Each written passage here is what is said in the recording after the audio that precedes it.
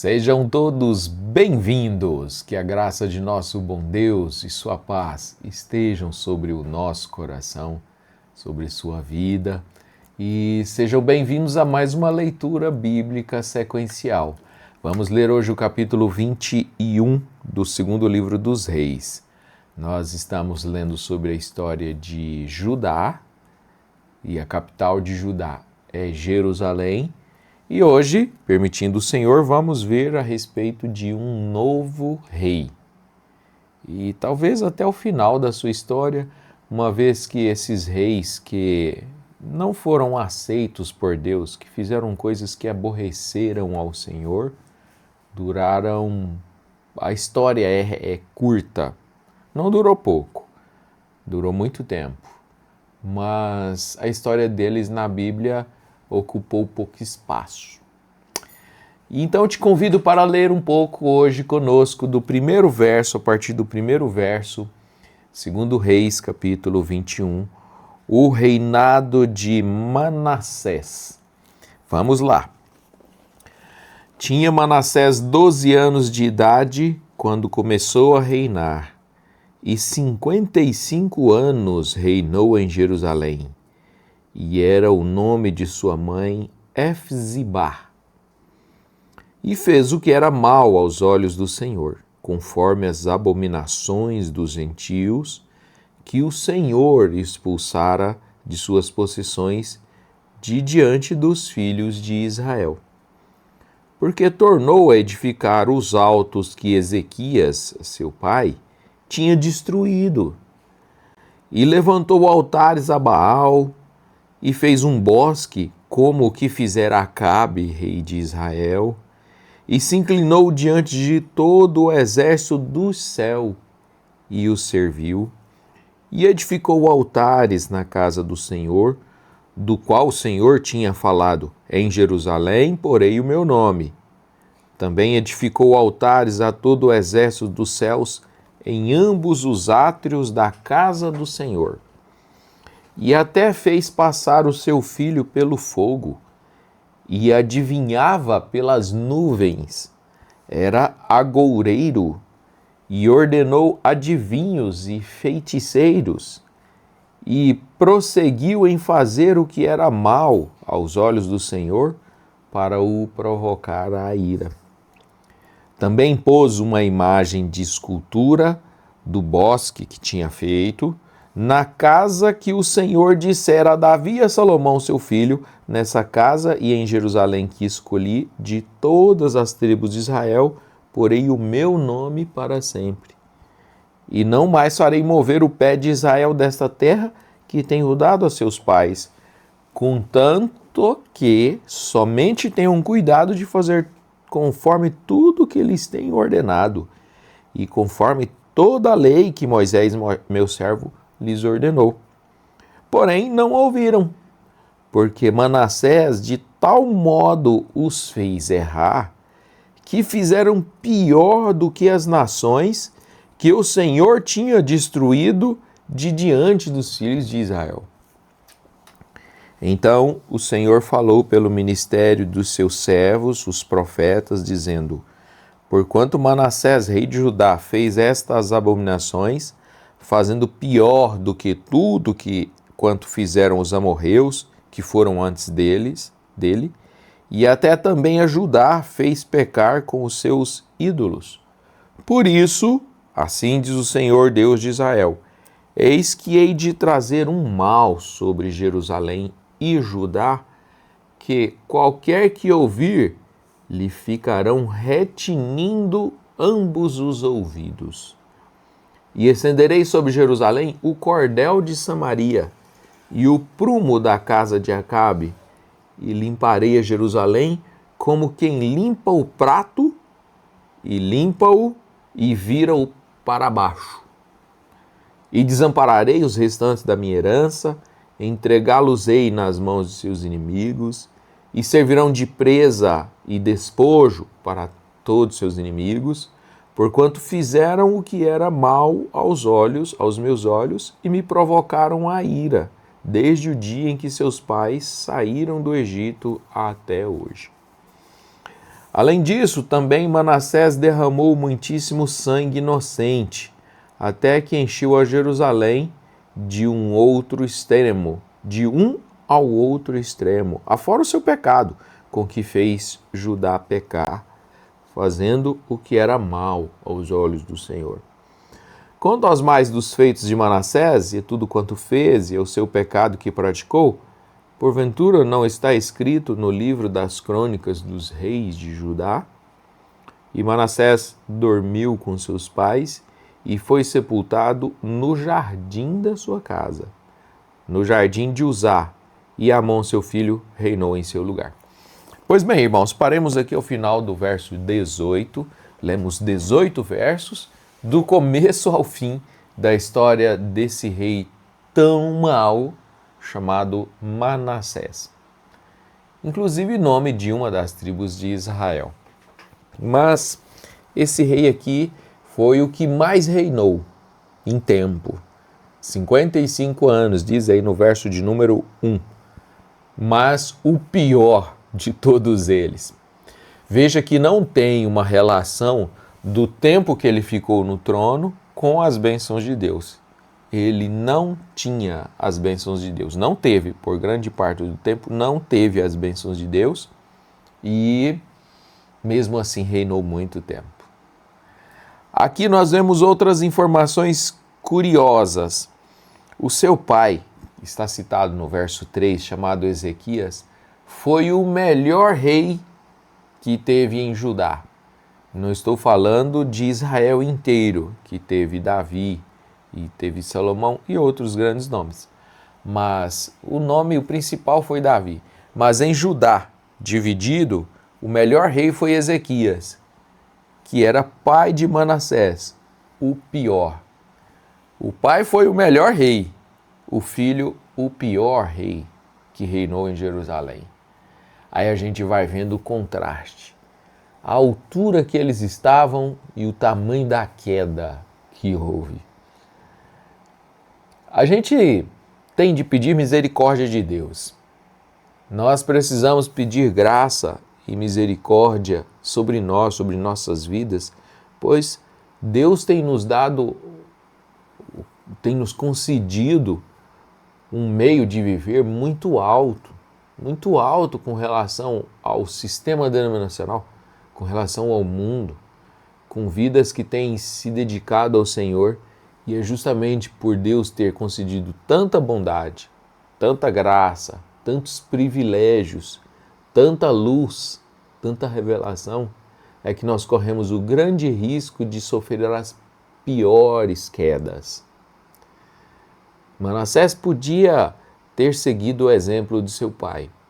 No entanto, foi um agoureiro, seu coração tinha predisposição para tantas coisas da terra.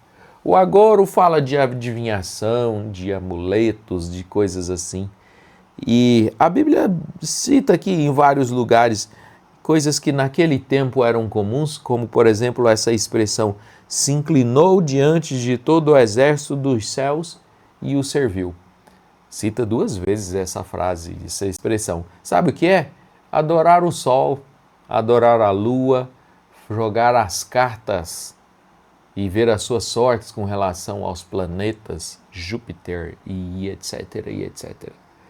E aí você vai vendo quanto esse rei era místico. De onde ele tirou isso? Da sua própria incredulidade. Justamente do seu próprio distanciamento. Ele tinha predisposição para adorar aos exércitos dos céus. E, aliás, não só eu citei Sol, Lua e Júpiter e planetas, etc., mas a Bíblia chega a falar a respeito das nuvens. Fazer adivinhações com base, imagino eu, com base no formato das nuvens, ou onde elas se apareciam. Veja quanto ele se distanciou do Deus de Israel, do Deus de seu pai, Ezequias, que foi um dos melhores que teve em Judá inteiro. Então a queda foi muito grande, gente, e aí a gente vê tudo isso. Imagens de escultura, adivinhos, feiticeiros e tudo fez o que era mal aos olhos do Senhor para o provocar a ira. E no verso, bem no final, no verso de número 9, nós vimos aqui que ele foi repreendido pelos profetas. Mas ele estava tão convicto na fé dele, ele tinha tanta fé nos misticismos que ele tinha. Ele era um homem místico. Ele gostava, ele tinha predisposição para crer em coisas místicas e não no Senhor. Tudo que o pai dele destruiu, ele construiu de novo. Os ídolos, os bosques, as idolatrias, ele levantou tudo de novo. E de uma certa forma ele desafiou o próprio pai, dizendo: o senhor estava errado, quem está certo sou eu. E ele não pôde ver o tamanho da queda, do buraco em que ele estava se metendo. E a Bíblia ainda piora, além de todos esses pecados, ele ainda matou muitos inocentes. Muitos inocentes. Aqui está escrito isso no verso de número 16. Além disso, também Manassés derramou muitíssimo sangue inocente. Então, foi por isso, por causa do sangue inocente, das atrocidades que ele cometia com pessoas, talvez por qual razão nós não sabemos, mas para ganhar algum interesse com algum benefício próprio. Além disso, todas as idolatrias, tudo que era errado que seu pai destruiu, ele construiu de novo, e aí por isso Deus deu a sentença no verso 12 e no verso 13. Eu farei com Judá, com Jerusalém, algo que quando as pessoas ouvirem a notícia, lhe retinirão ambos os ouvidos. Quer dizer, soará tão perplexo, tão grande o que Deus fez com seu próprio povo, que assustará o povo. E aí ele usa duas expressões no verso 13. Estenderei sobre Jerusalém o cordel de Samaria. Jerusalém era a capital de Judá, Samaria era a capital de Israel. Israel já tinha sido levado para o cativeiro, certo? Lembra dessa parte? Já tinha sido levado para o cativeiro. Deus tinha trazido o juízo sobre Samaria. Aí Deus disse: vou estender o cordel, a fita métrica, e vou estender também o prumo. São duas ferramentas da construção civil, especialmente a mais tradicional. Tudo que não estiver alinhado de acordo com o cordel e tudo que não estiver no prumo, eu derrubarei. Essa é a expressão que Deus usou. Veja só: estenderei sobre Jerusalém o cordel de Samaria, que já tinha caído, né? E o prumo da casa de Acabe. Ora, o que aconteceu com Samaria e com Acabe? Foi destruído tudo. Todo mundo tinha sido levado para o cativeiro. Deus estava farto de Samaria e de Israel e de seus reis e de seus governantes. E agora Deus vem e dá para eles a sentença. Vou medir com o mesmo metro e vou tirar o prumo com o mesmo prumo, com a mesma ferramenta. Então o que Deus estava dizendo? Juízo, vou trazer sobre juízo. E aí, claro que veio o juízo. Como eu já disse para vocês, essas histórias aqui são contadas também no segundo livro das Crônicas. Eu me refiro ao capítulo 33, segundo Crônicas, capítulo 33, vai contar a mesma história. E a Bíblia diz o que aconteceu com o rei da Assíria. Lembra do rei da Assíria? Que Ezequias venceu com o poder de Deus, um anjo do Senhor feriu 185 mil soldados e o rei da Assíria voltou para o seu país, lá foi assassinado. Mas o próximo rei da Assíria veio, levou a esse rei chamado Manassés, esse rei desse capítulo. Essa é uma história que não está escrita aqui em Reis, está escrita em Crônicas. Levou ele com um anzol amarrado na boca. Veja o tamanho do sofrimento. Levou ele preso para a Babilônia com um anzol. Lá ele sofreu, lá ele pagou um preço alto, até que o rei foi consciencioso com ele, deixou ele voltar. Claro, ele voltou sofrido, marcado, ferido, cheio de cicatrizes e tal. E aí quando ele voltou, ele arrependeu. Aí ele se arrependeu. Aí ele destruiu o que ele mesmo tinha construído. que seu pai já tinha destruído uma vez, certo? Pois bem, ele construiu no começo do seu reinado. Quando ele voltou como um escravo que vivia sob permissão, era um rei, mas um rei escravo. Aí ele destruiu os ídolos, aí ele reconstruiu coisas do templo que ele tinha destruído, ele queimou estátuas de Baal, de Azerá e tal, ele se arrependeu, mas aí, gente, não dava tempo mais, aí já tinha passado. Deus até, diz segundo Crônicas 33, que Deus até teve misericórdia com ele, teve um pouco de misericórdia, só que o mal já estava plantado, o juízo já estava plantado. Aí você vai vendo com a história desse rei que nós estamos lendo hoje, você vai vendo as lições de vida. Chega num ponto em que o homem vai, que ele ultrapassa a misericórdia. Deus até pode perdoá-lo, ele localmente, mas o mal já estava plantado na família dele, já estava plantado na história dele, já estava plantado no país. O filho dele seguiu o caminho dele. O filho dele não aprendeu a lição depois que ele voltou, aprendeu a primeira parte da vida dele, que foi de idolatria. Então, gente, todas essas lições a gente aprende e fica meio estarrecido. Esse foi um dos piores, esse foi o pior dos reis que reinou em Jerusalém, diz a Bíblia.